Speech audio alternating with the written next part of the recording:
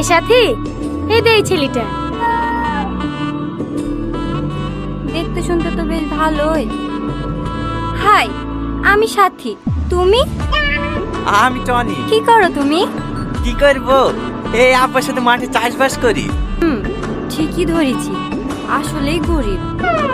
Shopping করার লাগি, cinema দেখার লাগি বড় লোক বয়ফ্রেন্ড তো আছে, এটাকেও হাত পাশ রেখে দিই। ফোনে রিচার্জটা তো করে নেওয়া হবে। হ্যাঁ, আমাকে তুই ফোনে রিচার্জ করে নিবা? কই না তো, কে বললো তোমাকে?